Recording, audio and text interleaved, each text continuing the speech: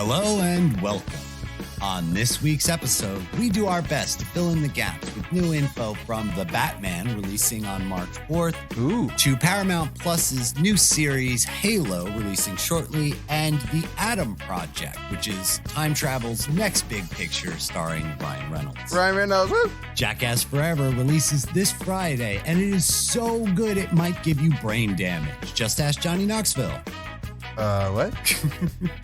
Tesla intentionally designs a software feature that lets the AI break the law, and it's a recall. Man, these eggheads really just want us all to die, man. Hey, if I can't program my AI to be as reckless as I am, then I don't even want it. And lastly, we will follow up with our two big series for this month.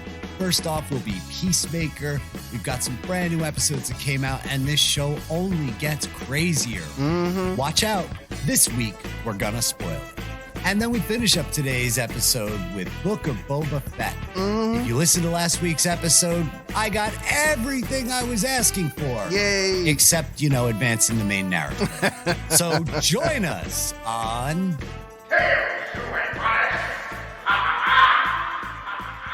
Spider-Man was last week. I feel like that was your Green Goblin voice. Yeah. For a second, unless you're reusing voices now. Well, Willa was just on SNL, so. Oh, yeah, I didn't see that. I'm going to go back and watch that, but I heard that he was great. And we can never get too much Willem Dafoe. But after 26 episodes, I guess it's almost time for you to start reusing voices. I mean, shit, last week you were doing the dude from the Yahoo commercials in the 90s. I mean, talk about a stretch. Finish it. Yodeling with Arthur in stores this whenever. How the heck are you, sir? Hey, man, I'm so excellent, man.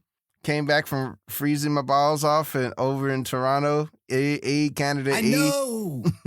You're up in Canada. Now, have you ever seen snow before? Yeah, I lived in DC back in '96, and when I moved there, it was a blizzard and I almost died because it activated my asthma. The blizzard activated your asthma? Yeah, because I'm an LA kid. That's weird. I'm an LA kid, so like being in. How you gonna have asthma in LA? Smog is actually a weather pattern there. Well, I'll tell that to my mom and her chain smoking. Well. It was a different time. But you were up in the Great White North, huh? Oh, yeah. I mean, is it as white as they say? Super white. Super white. Not just the snow and the people. Yeah. No, super nice people. That's awesome. I know you called me from the airport at like ass o'clock in the morning. Sorry. What airport did you fly into in New York? We went to Newark first. Nice. Newark Airport. Well, that's actually in Jersey, technically. But I'll allow it. Yeah, Newark. And then we had another trip on Air Canada. Air Canada? Mm-hmm. Oh, Canada, our home and native land. Ooh. I can do the entire national anthem, and that comes from watching some more. Me. No. I play half a dozen musical instruments so that I don't have to torture anyone with my voice. But I know the national anthem specifically from watching baseball games because I'm a New York Yankees fan. They play the Toronto Blue Jays quite a bit, and also from hockey. So, if you're going to be a well-rounded person, learn some other national anthems. Although I used to be able to play the one for the USSR on guitar, but I don't think that one's relevant anymore. Hey, can you tell me something about that? Not to veer off course too much, but can you tell me, why does Toronto have basketball and baseball teams in America? Well, Toronto has basketball and baseball teams in America because there are no Canadian leagues. There's a lot of Canada that is nothing. And also, we forget sometimes just how affluent we really are in this country, and running a major sports franchise is very, very expensive. And so that's a big part of why our entertainment industry provides so much content for the rest of the world in the form of movies, but also in the form of sporting entertainment. Because if it's not soccer, which, the rest of the world cares about, and we don't much care about here, then it's going to be baseball and football and hockey that we're exporting to other countries. And Toronto is just across the border from New York. So it always made perfect sense to have teams there that would be playing and competing against American teams. As a matter of fact, the Brooklyn Dodgers had their minor league team in Montreal before they moved to the West Coast in 1956. But It's been a long tradition of integrating Canadian teams with American teams. I'm surprised we don't see a bit more of it in Mexico, but we're racist as hell and Canada's white, so I guess we're happy to have their players. That's the best I can figure for it. I mean, I honestly, they're right there. And actually, funny you should mention that. We're not really a sports talk podcast, but recently MLB squashed a plan for the Tampa Bay Rays to play half of their games in Montreal because we used to have a team called the Montreal Expos, and then they moved to Washington, D.C. And so Tampa can't draw any fans in Tampa, so they wanted to play half their games in Montreal, and baseball was like, nah, you got to pick a city. But I, for one, thought it was a great idea because Montreal wants baseball bad. But you weren't in Montreal. You were in Toronto. Did you get to see anything cool out there? Well, no, I mean, everything was shut down. First of all, they take COVID serious as hell. Oh, fuck, you're right. They take it serious like crazy. And so they're still shut down a bunch. Oh my God. Like they change their procedures like probably every 6 hours. I had to take so many tests and retake tests and go here and go there. It's enough to make you not want to travel. Like I just really miss how simple it was. That's probably the point, I guess. Here's my ticket. Oh God. And then everything was just like frozen. Like same. I don't remember snow being like hard as rock. Snow used to be slushy, but like this snow was just hard as hell. It was just cold as hell over there. Oh yeah, we got plenty of that here in New York, and it's it melts a little bit, and then it turns to ice, and then the snow gets on top of the ice and bonds to it. And I was snow shoveling like a motherfucker the other day. Oh man, I understand the limitations of this. I do envy you out there in California never having to pick up a snow shovel. Rachel wants to move out there in the worst damn way, but I'm a little too pale for all that damn stuff. Yeah. Maybe we'd more likely go to Toronto than California. It was a hell of a trip coming back because we basically were in the morning time for 8 hours. And it's like we came from all that cold to just sunny LA. It was such a crazy contrast. Oh my God. It is weird. I used to come back at the end of October from California and it would hit you like a brick. You don't remember it. It's funny how quick your brain forgets. I'd be in California for a month or two and then I get home and be like, what is this? I don't know this. Like, fool, you grew up in this, man. And even now it's totally different than I was a kid because, I'm sitting here, it's February 1st and we've maybe had 3 snow events so far this year. When I was a kid, we would have had 3 snow events in November. So global warming is rapidly turning, north of the Bronx to north of Annapolis. Yeah. But you brought your lady friend back with you. Yep. So she's real. Your Canadian girlfriend is actually real. My girlfriend in Canada. Yeah, nobody buys it. Nobody believes it. Yes, Fatma's here, and I love her so much. I'm so glad she's here. It's a new chapter in my life. I never left the country before. Then she was the one I left the country for to get her. Nice. Yeah, so it's a good. Funny story. I have a similar problem to Barack Obama in that I do not. I know, interesting segue, right? I don't possess. Like, how the fuck does that relate? But I'll tell you. I don't possess a long form birth certificate. So my birth certificate was lost when I was a kid. And so when I went to go get a passport a couple of years ago, because I was planning a trip just before COVID outside the country to be my first time leaving the United States. And I sent them in the reissued birth certificate that my town and hospital issued to me when I said, hey, I went to them and said, hey, I lost my birth certificate. So the government responded back, this birth certificate is not sufficient. We need your long form birth certificate if we're going to issue you a passport. And right after that, all of the different government agencies shut down. And it was at the very beginning of COVID that I was trying to do this. And so long story short, I still don't actually have a passport because I have not been able to obtain my long form birth certificate, despite the fact that I can show that I'm fucking American. So you can't leave? Well, I have no passport. I do not own a passport because until I can track down the correct agency to issue me my long form birth certificate, I can't get a passport. Wow. Bureaucracy is wonderful, isn't it? Isn't it great? It's okay. I'm not traveling right now either. I mean, if you weren't, shuffling off to the Great White North to pick up the love of your life or whatever, then that's a perfectly good reason to do extensive travel during COVID. But the love of my life lives in my apartment with me, so I don't really need to go fucking anywhere until this thing wraps up, whenever that might be. Yeah. But so the funny story, there have been requests for my long form birth certificate, but I find them to be a bit excessive. Me, Obama, the rest of you just wouldn't understand. Right. What I do understand, though, is that we got some geek news to get into. It's just a little bit. It's kind of a light week, but I saw some funny shit that I thought that I would kick around with you. And the first one is... Well, hold on. Art and Tom. Geek news. Yeah. See, anybody who's not a Hollywood Babylon fan isn't going to get that reference. Don't go ripping off other podcasts. They just got back, and I haven't listened to it yet, but I know they're back now. Yeah, they're back. When you record that proper and send it to me as an audio file, then I'll cue it up. But until then, fuck your knockoffs. That's not cool. That's not cool. Jesus Christ. Sorry, I don't mean to be so aggressive with you. But I mean, I've been watching the trailer for the Batman, and I feel like shooting and punching some shit. This thing looks great.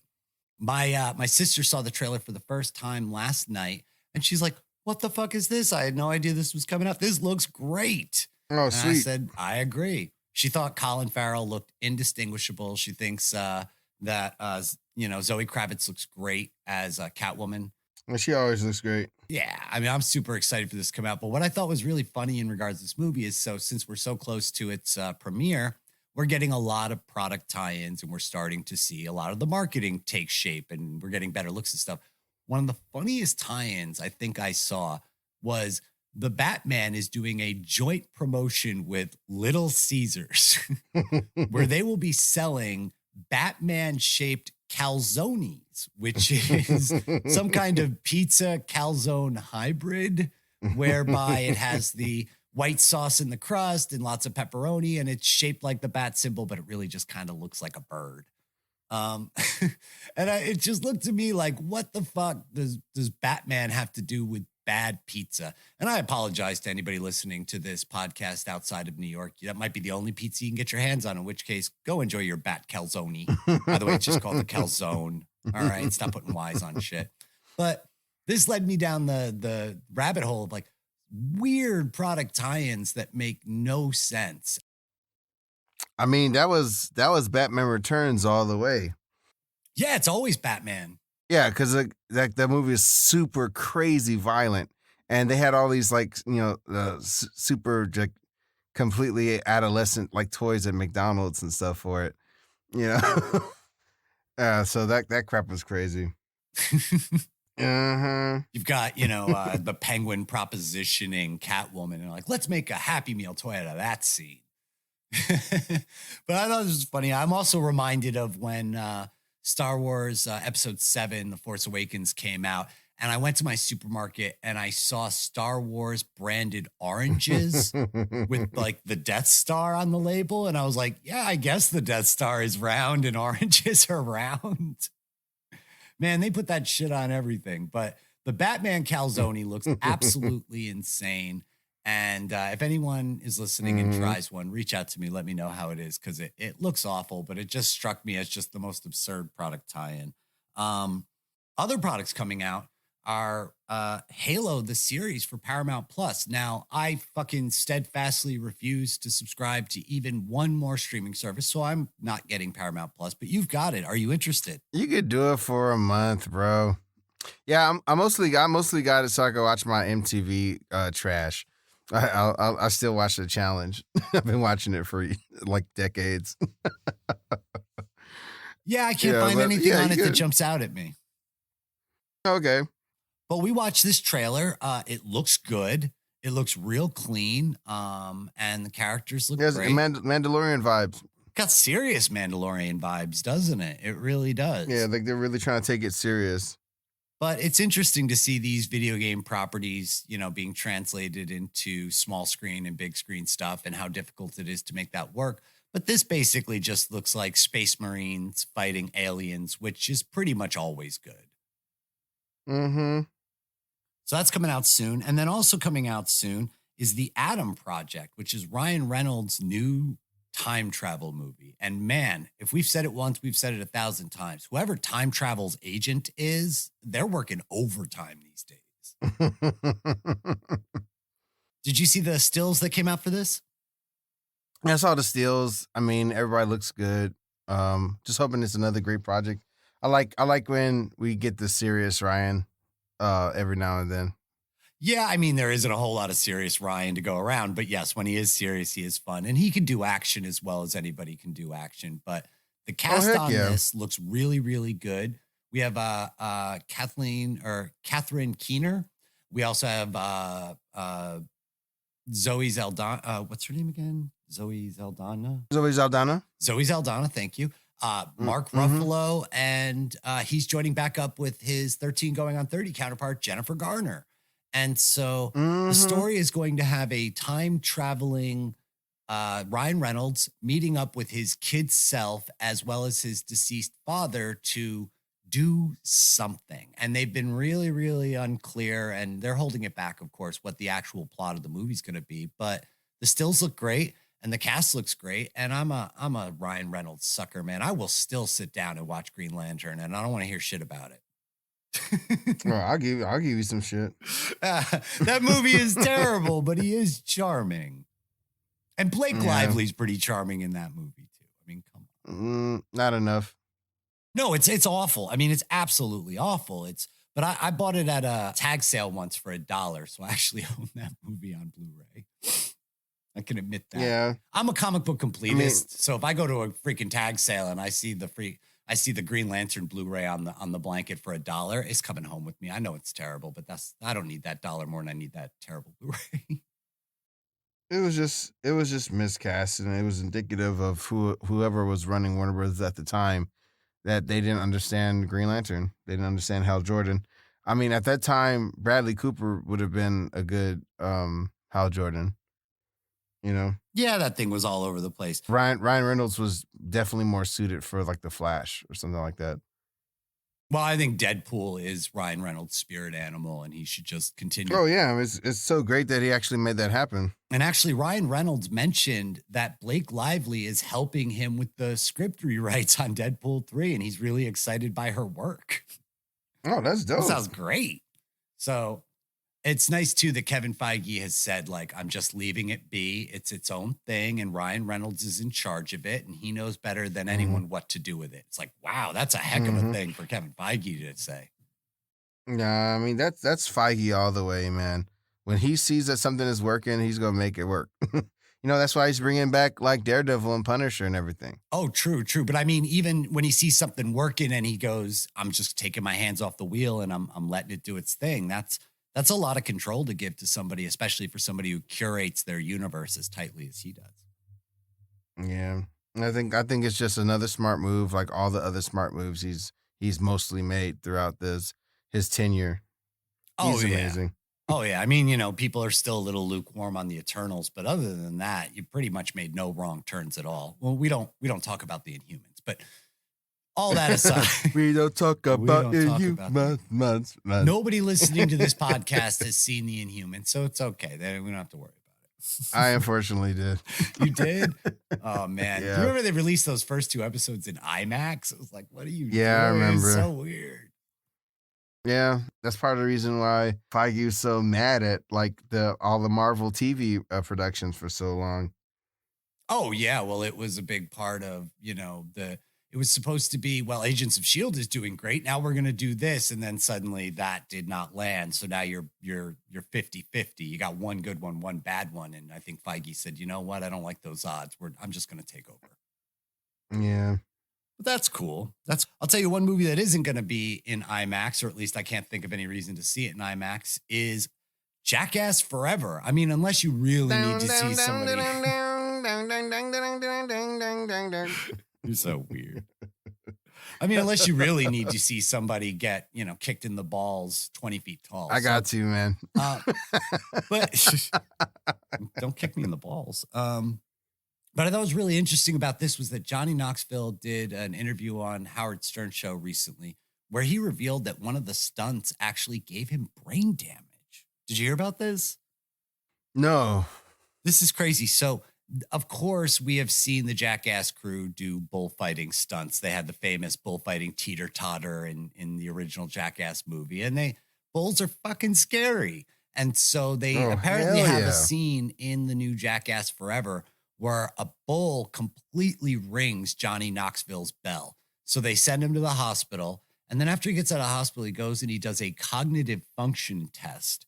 And he scores a 17 out of a possible 100, indicating that he has severe brain damage resulting from a brain bleed. Well, I mean, he's definitely like has the namesake correct, Jackass. It's fucking crazy. Well, it looks like he's gotten better since then. They have taken care of the bleeding on the brain. This brain damage does not appear to be permanent, thank God. But yeah, I think it's pretty good time to end that run. I mean, you look at these guys, they are so gray, some of them. Yeah. How old are we all getting? This ain't Can't Kill Yourself anymore. These guys, been 25 years. It's been like 25 years, bro. And then, of course, Bam Margera having his complete meltdown. I mean, he's gone and dragged everybody on Twitter, from Johnny Knoxville to the director of this film to basically all of the boys who have just said, dude, we're a wreck, but you're a wreck. I mean, how fucked up do you have to be that the Jackass crew is like, we just cannot hang out with you anymore? Well, it's so funny how things switched because like he was like the biggest star. Oh yeah. Even before he joined up with them in Jackass and stuff.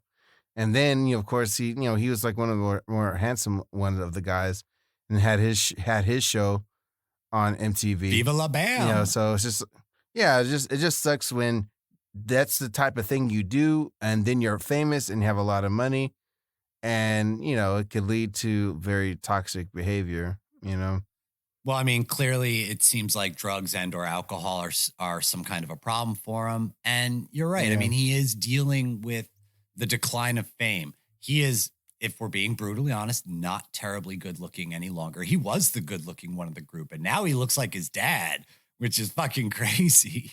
And his dad was a cute bear. Yes, he was. Yes, he was. you tell me you'd cuddle with his dad on a cold night? Oh, heck yeah, man. That's some warmth. Nice. So, yeah, don't expect a whole lot of Bam Margera in the new Jackass Forever, but do keep an eye out for Johnny Knoxville getting fucking brain damage from a bull. Yeah. There's got to be easier ways to make millions of dollars. He wouldn't have it any other way. Yeah, he just would not have it any other way. I mean, if I could shave off like 25 IQ points in exchange for $25 million, oh man, that'd be a tough choice. No, thanks. Oh, please. I'll just drool into my gold goblet. That's all. Oh yeah. That's great living. Just saying. I mean, like we're all going to lose our cognitive and physical abilities over a long enough timeline. If you shorten that timeline for a whole mountain of money, it might not be the worst trade in the world, but maybe it is. Maybe it is. I like being able to think for myself and not have brain damage and do things on my own, like walk and talk and drive my car and, have motor function and stuff. But if Tesla gets their way, you won't have to drive your car anymore. And so I have a friend who has a Tesla and he freaking loves the thing. But they are getting slapped with recall after recall after recall. They had a camera recall recently because of some faulty equipment in their cars. And they've also had some important safety recalls. But the most notable one that is weird as fuck is that there is a mode that you can program into the quote unquote autopilot that instructs your car to roll stop signs. Wow, that's aggressive. I mean, they really want us to die, bro. Well, that's exactly the point. The setting is actually called the aggressive setting. And it tells the AI, hey, I'd rather not come to complete stops. And I'm sure that it does some kind of sensing of the intersection to make sure there are no other cars around. I guarantee there's a rationale for it. It better have police radar too. Yeah, ain't that the truth? But my thought was is that it's kind of interesting that as soon as we start getting AI that is sophisticated enough, the first thing we do is start like fucking with its programming so it will allow us to be dangerous. So it just seems strange that this would be a setting that somebody had a meeting and they were like, well, we'd really like the AI to be able to run stop signs. And everybody in the room went, oh, yeah, no, fucking A. Stop signs are the worst. Put that shit in. So they are recalling them. There is going to be a software update. So if you rolling stop signs with your Teslas right now, Mikey, stop it. It's my buddy who's got one. He loves the damn thing. Stop rolling stop signs. Yeah, I mean, with your damn there's going to Tesla. be a time where we're going to do everything we can to make these robots be just like us because we're that vain. But then eventually, during singularity, they're going to realize that they're much more, and we're going to be left behind in the dust. Yeah, no doubt. No doubt. AI is coming first. We were talking last episode about how much I hate AI and how it's coming to run all of our lives. And it's freaking weird. It's freaking weird. So I thought that was a fun little tidbit about Tesla. It's fun to dunk on Elon Musk every now and again because the guy's just so tortured and weird. And these cars are amazing, but it's even more amazing to hyperanalyze some of the thinking that has gone into them and what they can do and what they can't do and what they allow them to do. And it's like somebody just gave a bunch of frat bros all the technology in the world. It's pretty wild when you think about it. But I think that would just about wrap up most of our news for the day. No. News. Unless you got anything else going on, we could move on to our main topics, which, of course, the first one would be Peacemaker. Got anything else, or we talk about Peacemaker? Peacemaker! All that awesome music that keeps playing. Oh, it's so good. It's so good. We are getting into the meat of Peacemaker. Now, last week when we did our episode, we didn't do any spoilers. We were very deliberate about that. But this week, I think we should spoil some shit this week. Let's do it. Let's spoil these goddamn butterflies. Well, do you want to do a show rundown for some of our listeners who might not be familiar, or would you like me to? Well, let's do it. All right. Go ahead. So, Peacemaker, starring John Cena. It's about this like dilapidated wannabe superhero who's kind of like a Nimrod. That made his debut in Suicide Squad this past summer. So like this show, he's brought back into the rank and file with some black ops stuff to figure out another sort of infiltration of like an alien that's kind of going over the world. So like that's basically what's going on. So he's with some of the cast members from the original series. What are their names again? He teams up with Jennifer Holland as Agent Harcourt, also Steve Agee as John Economos. Mm-hmm. New to the series, and folks who weren't in Suicide Squad would be Danielle Brooks playing Leota Adebato, Freddie Stroma as Adrian Chase, a.k.a. The Vigilante, and Chukwudi Iwuji as Clemson Mern, or Mr. Mern, who is leading this Black Ops team against this alien invasion. And what we know about the alien invasion is that they are a small creature that lives inside the skulls of their victims and then gain autonomy over their bodies. And so John Cena is trying to figure out the source, the reasoning, everything around this invasion of alien creatures that can remain undetected largely. Oh, first of all, just uproariously hilarious in the movie. But when it came down to it, he just seemed like this crazy, like embroiled psycho, like that's just like the way he killed was like hilarious, and he seemed to be like super stringent on code, which led to him having a standoff with Idris Elba's character. So what's interesting now that we have him on the show, we actually get to see so much of that bravado. Is just him kind of like talking the talk when it comes down to it. When it comes down to it, he cares that people like him. because he really would want to be a superhero. But like the way he was raised, his father is a damn Nazi, Literally who's a Nazi constantly, supervillain called the White oh yeah, Dragon is his father. constantly shitting on him. So he has a complete inferiority complex, which is a really interesting place to start with, like with a character like this that's kind of right down the middle. So Hmm. that's it's more interesting than I thought it would be, because like I wasn't really game for this at first, but like it's a really good balance with everything that happens, especially with the ragtag group of characters. For sure. And I think some of the, one of the best parts about this show is the diversity of the cast in that ragtag team. I mean, Danielle Brooks is playing a straight up action star now that we're in the later episodes, and we've got a lot more going on with the aliens and with the infiltration and stuff like that. And she's out there running around shooting and doing the action star thing. And we don't normally see women of color with her body type and her natural, affectations playing these roles. And it really does subvert the traditional sort of masculinity that goes along with this kind of material. And it's great to see. Yeah, she's been sick and everything. She was like awesome as Tasty on Orange is the New Black, so I've been following her ever since then. Oh, you're right. So, She is. I didn't even freaking see that.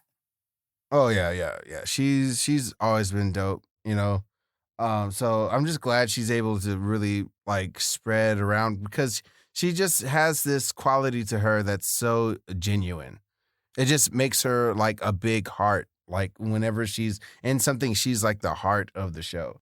Oh, yeah. Well, she's our eyes into their world as well because she's brand new to this type of special ops.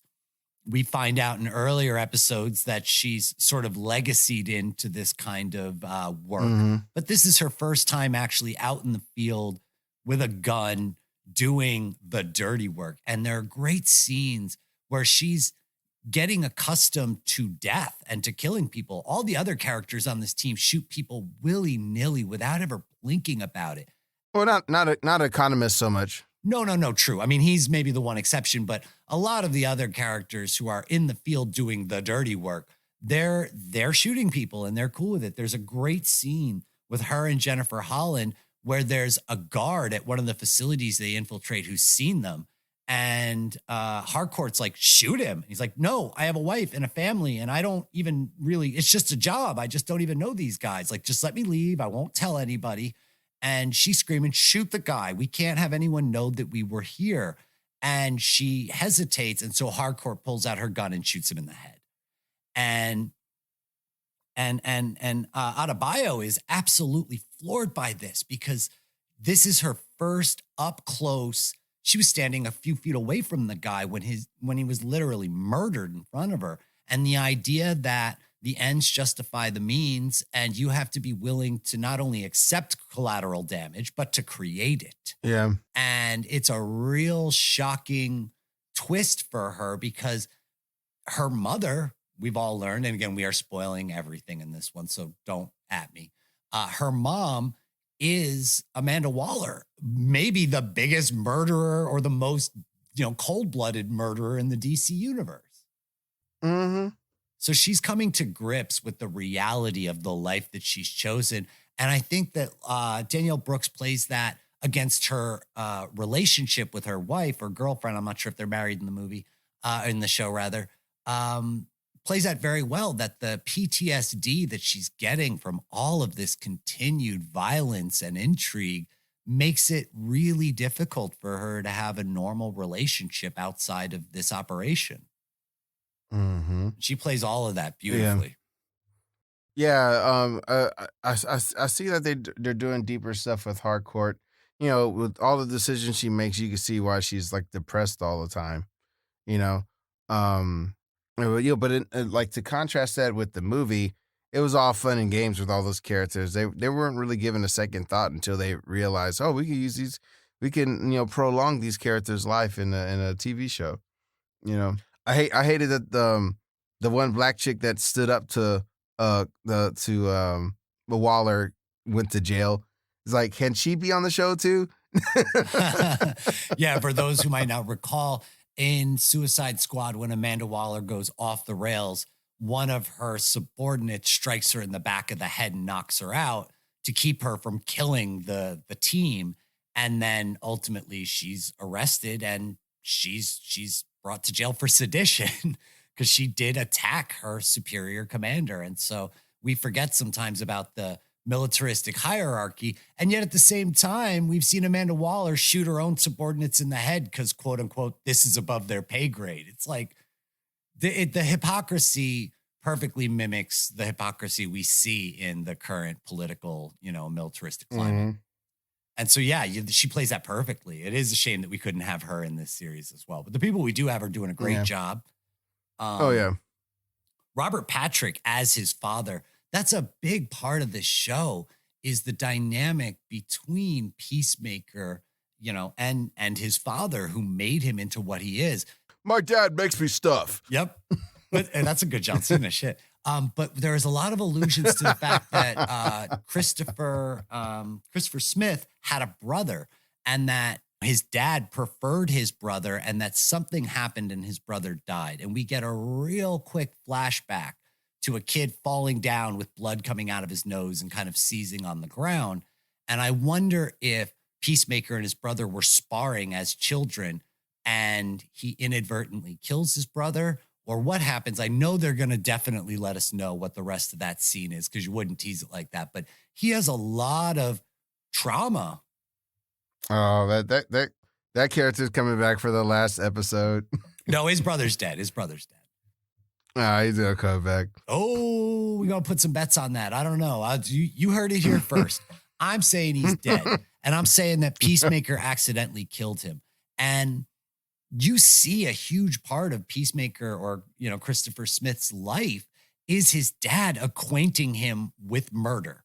There's a scene where his father has tied up somebody in their home and gives his son a knife. And he's like, okay, time to become a man. And you watch as this childhood Christopher Smith murders this guy. And he starts out crying. And then by the end, by the last stab, he's getting into it because as he gets excited to do it, his dad approves and he's seeking his father's approval. And his father is shaping a murderer out of a child. And it's for such a wacky show, holy shit, that shit is dark. So all of that is great. One thing that I wanted to point out that I thought was really interesting was that Peacemaker's real name in the show is Christopher Smith. Which is just another way of saying peacemaker. If you take Christopher is derived from the word Christ is peace, and then Smith, someone who makes something. Oh, so cool. The name Christopher Smith actually is Peacemaker. That's cool. I haven't seen one other fucking news outlet or Geek Roundup or any of that shit point that shit out, but I'm pretty proud of myself for having noticed that. Rachel thought that was fun. Well, you get the ultimate kudos for that, bro. I get bonus points. The no prize. I get the no prize. I get the abs. I get the no prize. But I don't know if the original writers intended that. Just for a little bit of backstory, Peacemaker was originally a Charleston Comics character, and he was a part of a book called the Fury 5, and then DC purchased the entire Charleston Comics catalog and then moved those characters into the DC universe in, I believe it was the late 60s, early 70s. But originally he starts out as just an ancillary character in a generic kind of war book. But at the same time, even his first solo issue says, the man who loves peace enough to fight for it. So I think there were shades of this character all the way back then, but man, what a seemingly simple and stupid character turned into something so beautifully complex and weird. Yeah, we talked a great deal about the last episode, but this new episode has been really sick. So we finally got a really cool mission for the team, and they had after they've discovered they discovered more about this plot with these aliens that all seemingly are all across the globe. And they've got some intel about where a lot of them may be at. So they go over there. Before they go there, there's a little tension between Economist and Peacemaker. Those guys are so great together. Oh heck yeah. Peacemaker finds out like what happened to his dad and why is he in prison, and for some reason he wanted to get all up on economist's ass when he was ordered to do the whole thing in the first place.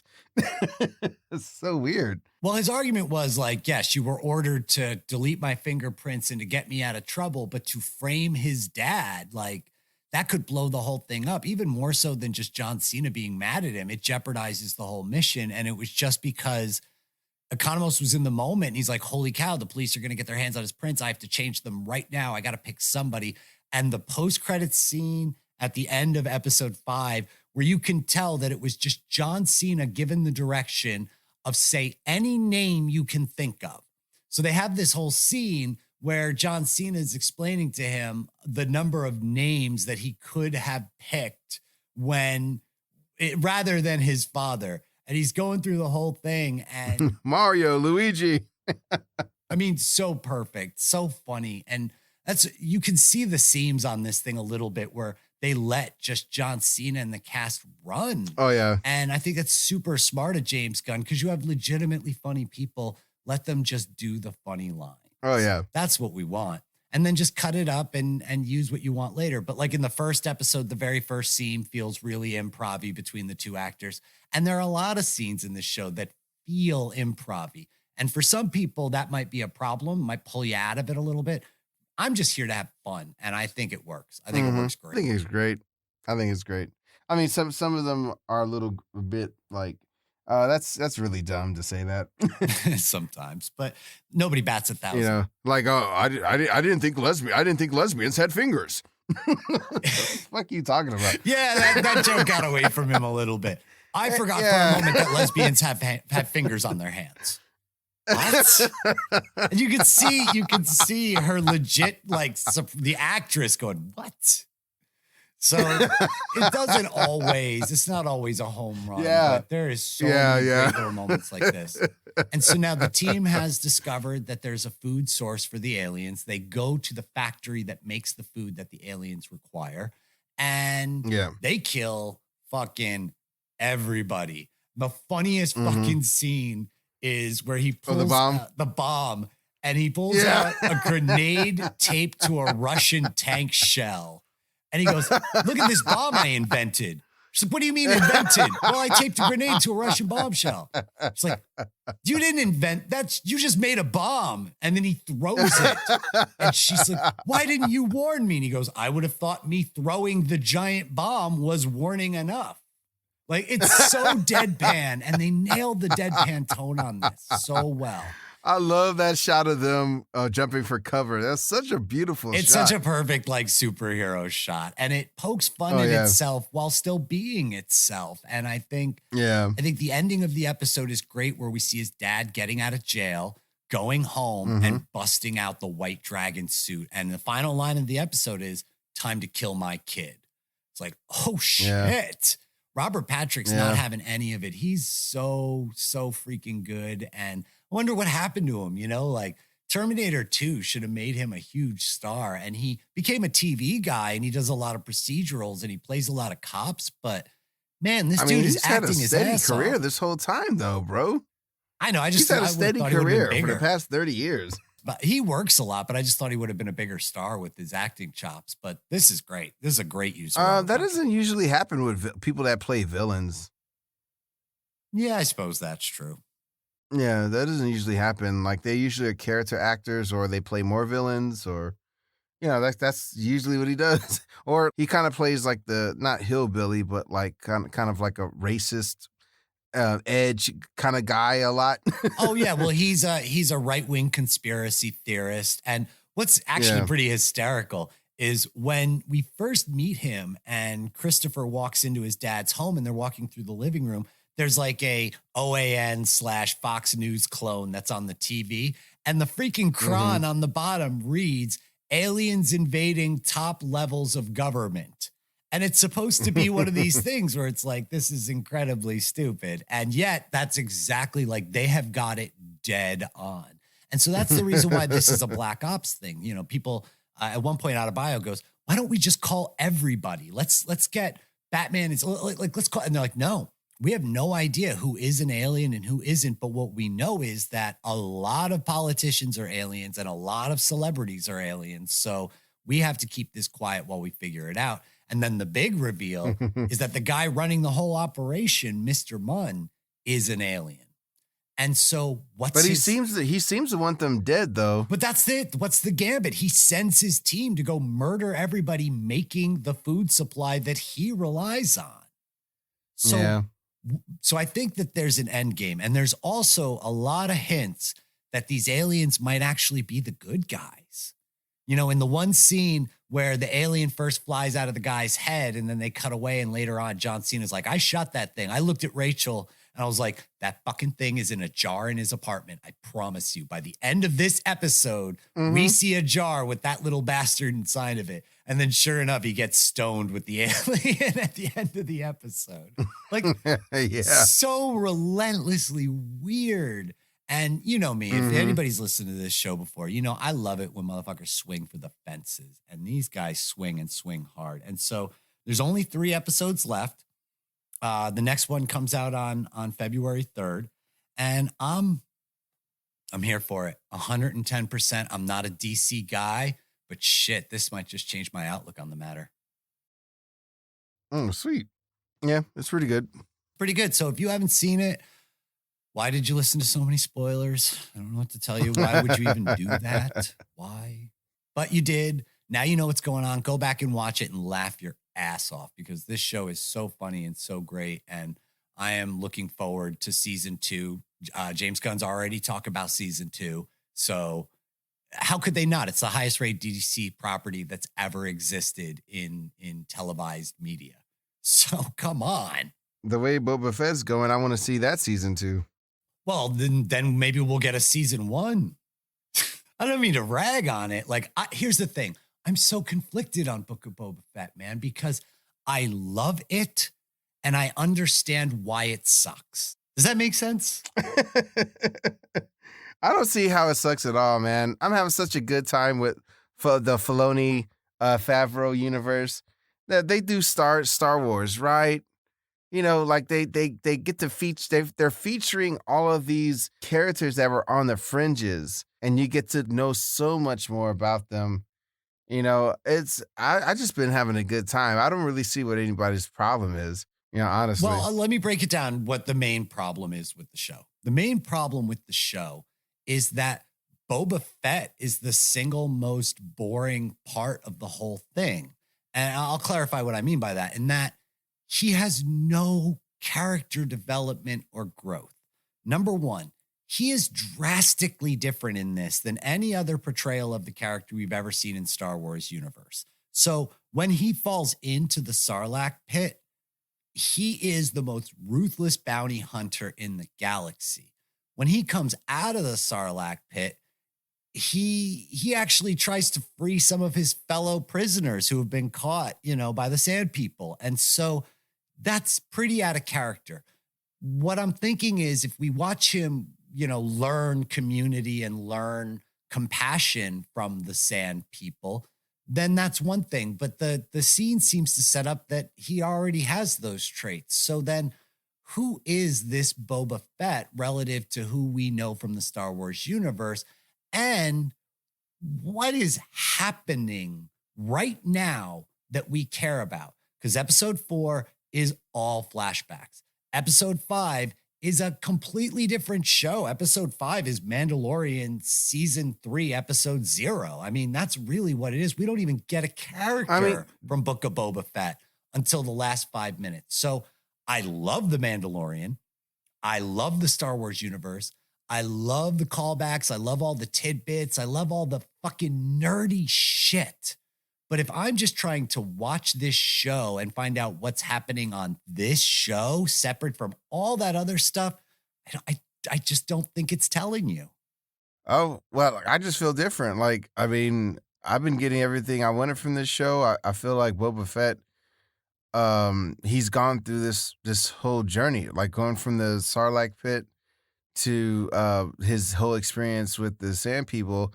It's been like, it's like a, you know, it's a visual rebirth, you know. So I think a lot of that stuff is it's just been there in the story, and now he's on his way to becoming something new versus just a regular bounty hunter. He's taken over Jabba's situation as daimyo, and he's just trying to figure his way around that. So like I mean, I'm getting all of that stuff from the from the Boba Fett story. You know what I mean? No, I know what you mean, but we're on episode 5, and everything you just talked about happened in episode 1 and 2. That's kind of my point. Like, that stuff is great. And I'm going to disagree with you a little bit on the character development going from the visual of the physical rebirth of coming out of the Sarlacc's stomach and all that. That scans. I'm with it. But like, I don't know. I just feel like it's not going anywhere. I feel like it's just a series of side quests. And then that's what episode 4 is. Episode 4 is the Fennec Shand story. And we find out, how did they come to get hooked up, and what's their deal, and why does she have robot parts? And they answer all those questions, but none of that stuff is pressing now. But it was, that was fun to watch. Look, the running thing that's happening in this Boba Fett story, and to a larger degree in the Mandalorian as well, is all of the background lore of Star Wars, and then adding on top of that all of the new lore that Filoni has made, and getting to just spend time with these things. You're like actually really having to spend time with the Sand People. Like you didn't know that they had these customs where they have all of this stuff with their branches and things. Like I feel like you're being really dismissive of the stories they're telling. No, I'm just, look, I get the world building. I'm enjoying the world building.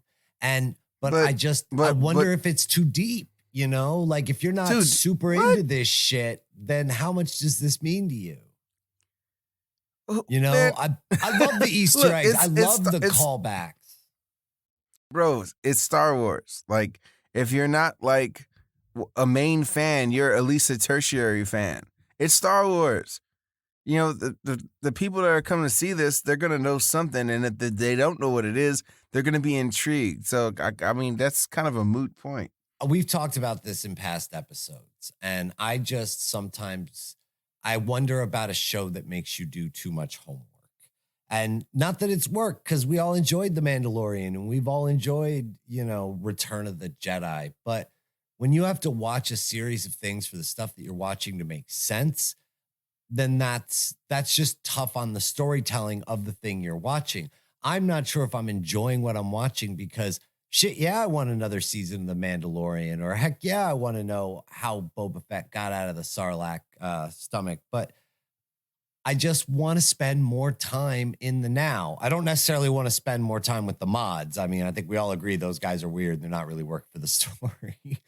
But I want to spend more time in the now, like episode 4, right? How much time do we spend right now? It's like the very end of the episode. Otherwise, we get the flashback to one of your favorite cameos in this whole shit. You were dumb excited for this guy. Yeah, baby.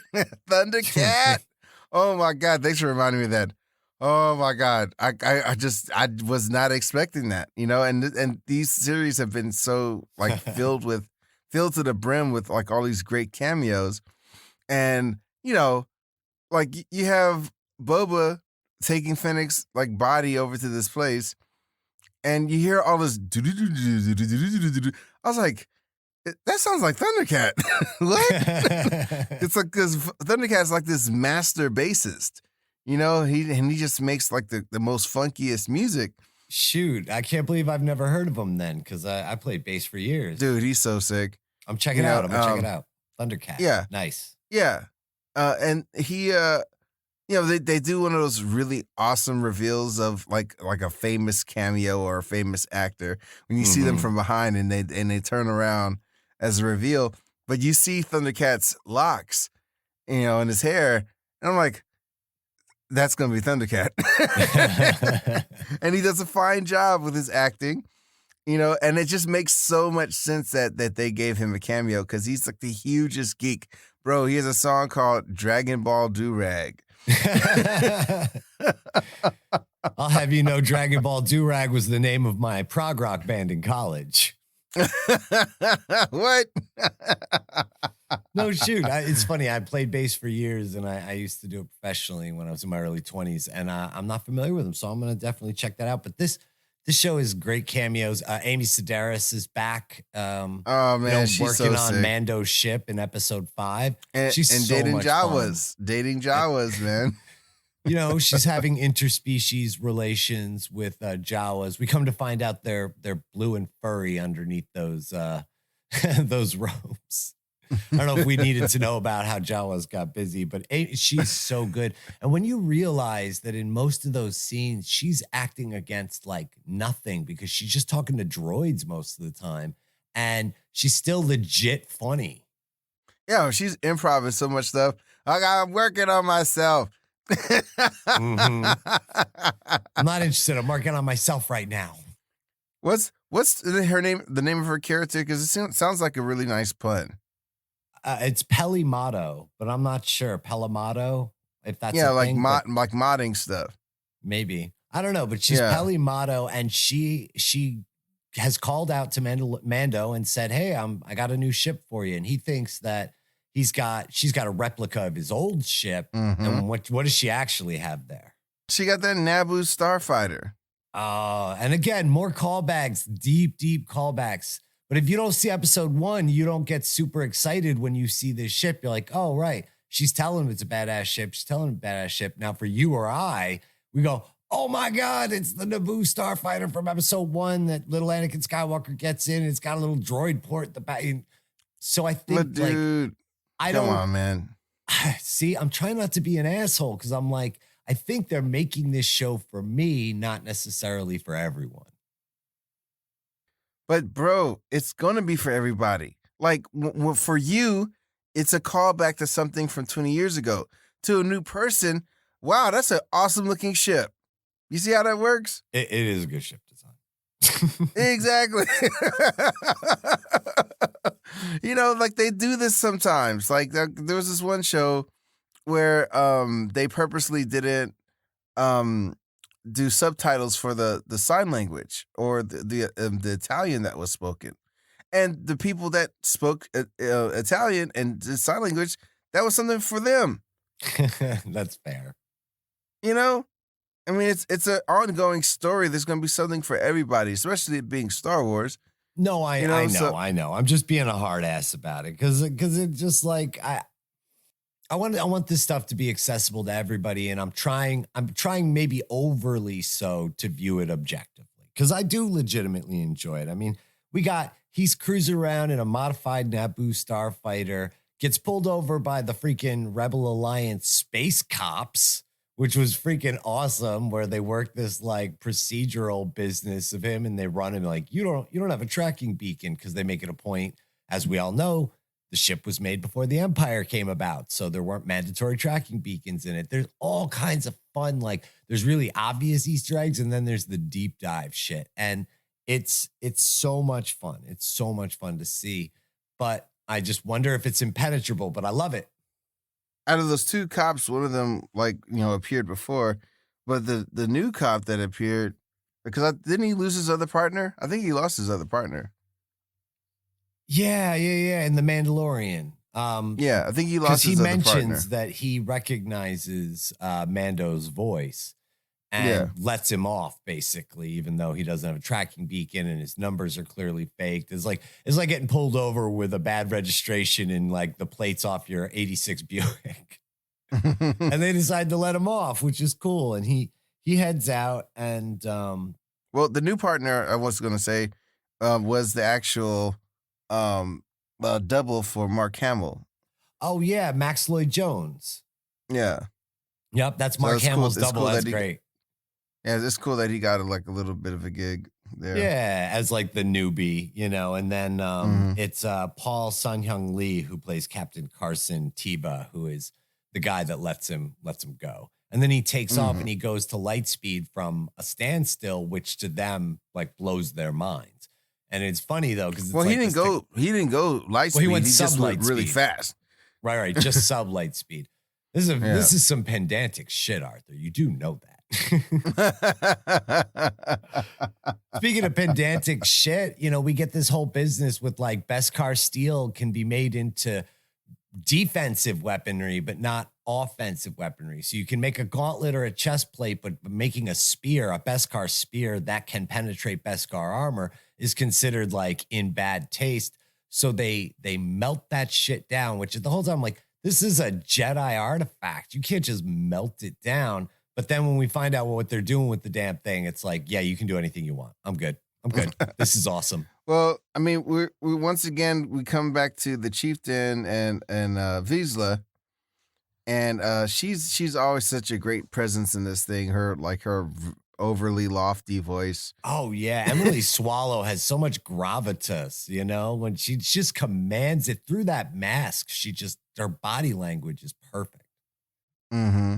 It's great, but during that whole thing, we're presented like the new path for the Mandalorian, because he completed his mission, and he head back over there, just to take his place. Yeah, he's heading home to the new home. Yeah, through this conversation and all this sort of stuff, it just kind of starts him on his new path, especially with Vizsla eyeing that dark saber. Speaking about the dark saber, man, we didn't even talk about like that first fight. That first fight, man, that butcher at with the meat packing the dog plant. butchers. Yeah, it's great world building. I mean, Tatooine, where the heck is the food coming from? And then we get this great seat in the dog meat packing plant.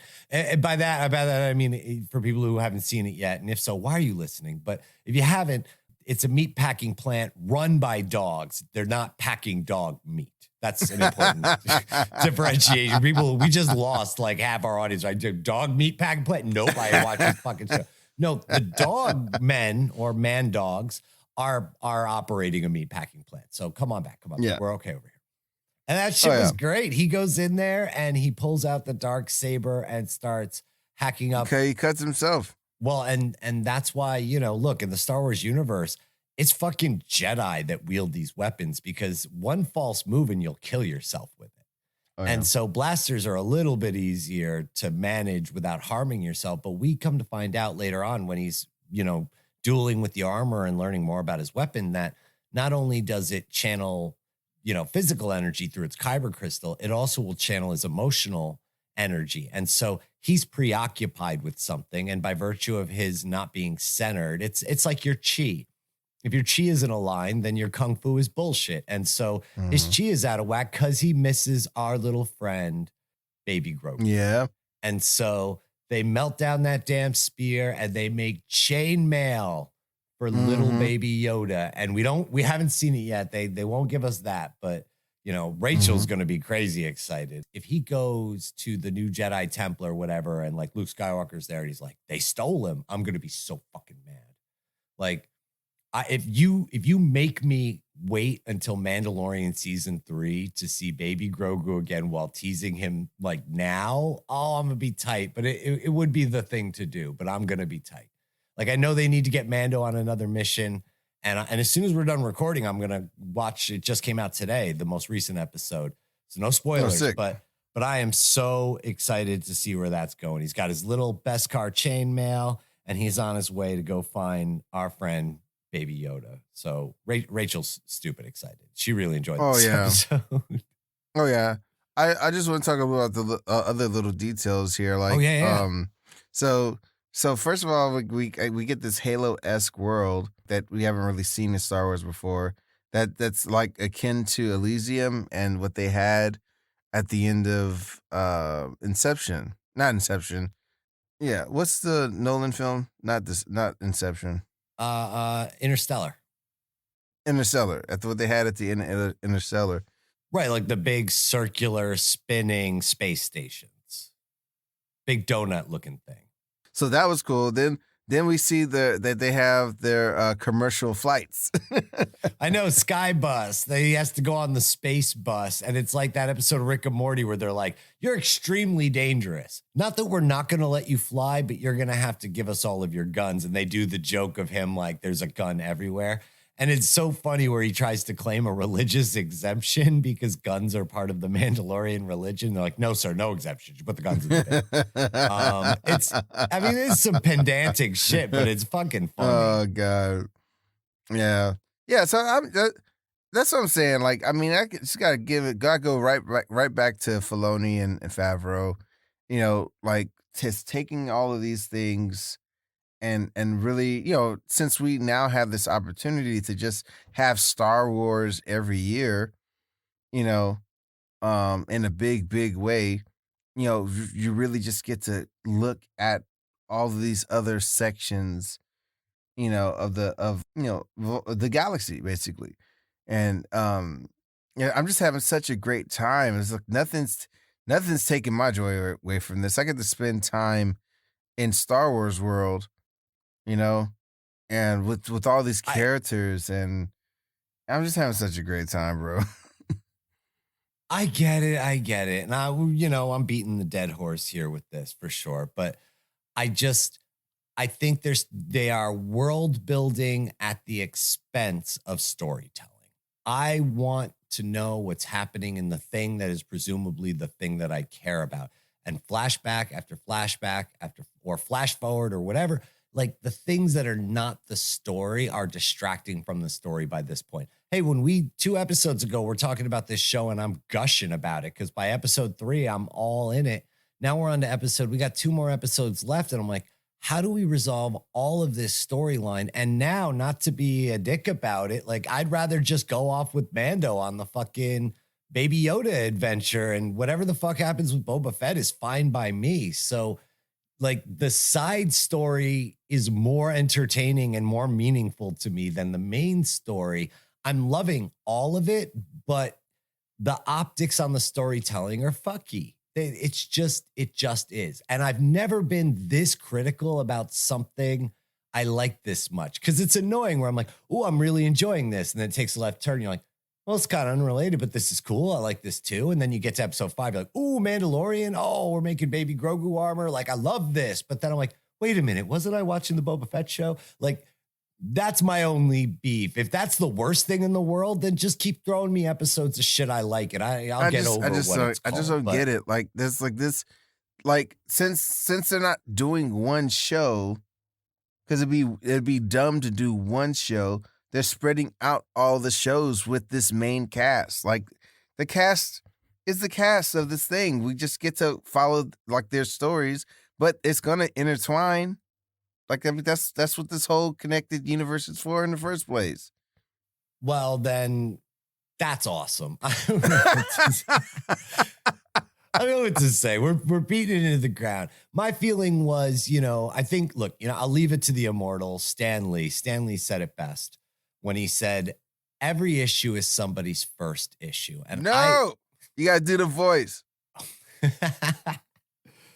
Every issue is somebody's first issue, true belief. Excelsior. That's our state motto. That's why I love New York. Excelsior, bitches.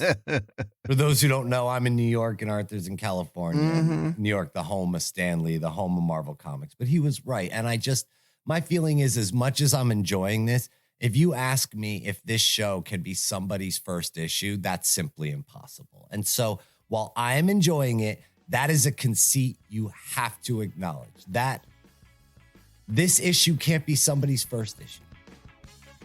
Now, if anybody's got issues with you, Arthur, where they go find you? You can find me at www.arthurromeo.live. And you can see my YouTube channel, Draw Really Awesome Wow.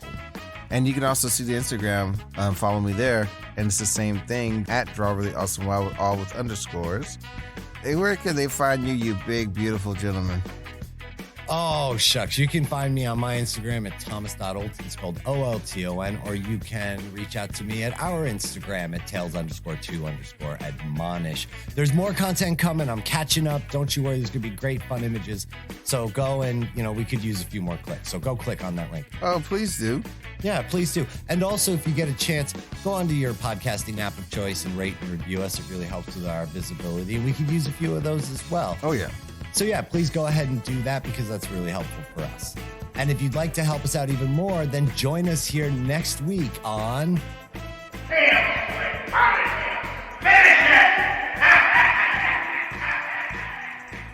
That's it. That's your last Green Goblin for a while. You've been leaning on it. Bro, I know it's a good impression. SNL. Come on. But I know you're maxing out your mic. I don't even have to see your mic to know you're maxing out your mic. When Man, I got this interface. I got this sweet interface, bruh. All right. Well, I'm going to get out of your face. Thanks, everybody.